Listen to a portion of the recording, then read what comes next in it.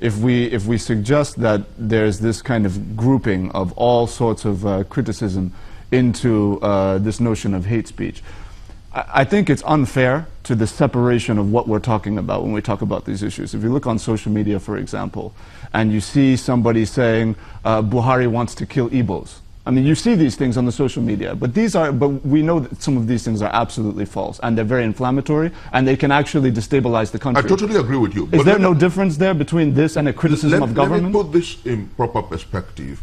You have heard all over the world very bad reportage of, oh, the American police wants to kill blacks. But you attack it on the merit. Don't throw mantra that makes people uncomfortable. Now, everyone who criticizes, I belong to about 270 WhatsApp groups, and when you criticize government, they say hate. They say hate. Now, you can attack issues on the merit.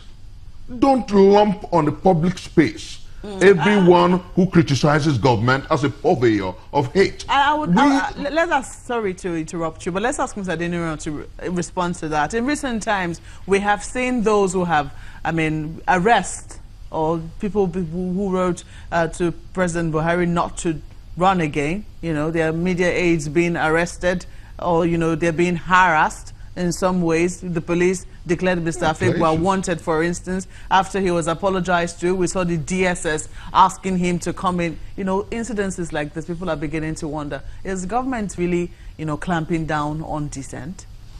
Okay, so the first point is, if you look at Transparency International, what you just read out, it's general. I think it's just good to put it out there that it's not specific to Nigeria. That thing is general. It's a general observation in respect of what's going on across all countries that were surveyed. That's the first point. And when it comes to hate speech, I think the point has been made that there are different categories of hate speech. I mean, you look at the experience in Rwanda and how hate speech got them to where, you know, 1994, when there was a genocide there. And we can't belittle that, because in Nigeria, we've experienced a civil war, and things, we need to be careful about that. But going to your specific question, there is no denying that, you know, we have law enforcement agencies that are overburdened, and sometimes they may make a mistake, right? But I don't think that this is a systemic issue. It is not something that you can say, you can point to too many examples of it happening and say this is something that would define this administration. To the contrary, this administration has actually been pro the press. I don't see, I mean, there's so many criticisms of the presidency every day on a daily basis.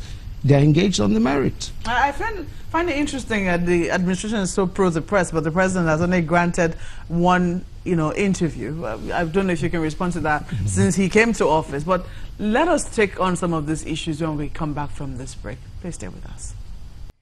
Well, Mr. Gbolahan Adeniran, who is still with us in the studio, says the government is indeed waking up and is taking a second look, a critical look, a dispassionate look is what he says at that report. And we also still have with us Mr. Chris Wonkobia Jr. Just before we went on break, you were talking about how the president is, this government is press friendly. And some people will say, you know, if only the president to speak to the press more, maybe we'll believe that. Were you going to respond to that? No, I think, you know, the administration is the president and, you know, all the other people that serve in the administration. And when you look at it as a whole, I think the administration is press-friendly.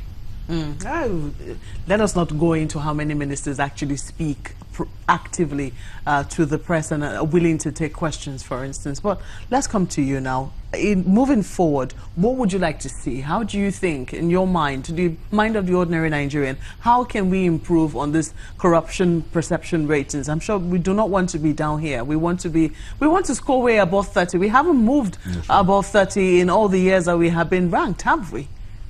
I think that the first thing to do is for Mr. President to purge the presidency of the festering issues of corruption. And I say this advisedly. We are aware that the directors of NIA are in court against the appointment of someone who did not pass exams and who had gone out of service, who was retired because he didn't pass exams. And that's nepotistic, it's corruption. Mr. President, like a senator from Kaduna State noted, must cease to use deodorants in fighting corruption within and then using insecticides outside. There's a popular refrain which of course says that charity begins at home. If you truly want Nigerians to believe that you're opposed and against corruption, you have to begin from within. Deal with issues that pertain to corruption. We have a plethora of accusations and allegations against his chief of staff. We have issues about the DSS and the EFCC. We have issues about the NIA appointment. We have issues about the National Health Insurance Scheme. Let me ask Mr. Begin to deal with corruption and corruptible issues and allegations from within the presidency first. Are these the kind of issues that the president will be taking on board the presidency, I should say? Yeah, I think all the issues, I mean, there's none of them. I don't think there's any of them where the presidency has granted anyone immunity. Anyone who is being investigated continues to be investigated. And when there's an outcome, there's an end of that process, we'll start to see, you know, things, you know, coming out of that. I think one other point I wanted to make is, you know, when you talk about corruption, you have to look, sometimes you have to follow the money. I know that, you know, nepotism is also corruption. I agree with you on that point. Yeah, but you follow the money at times. And if you look at the Infrastructure Concession Regulatory Commission, they opened a portal where they're going to be disclosing, you know, all government concessions and where people can comment, where people can review what's going on. It's greater transparency in the system.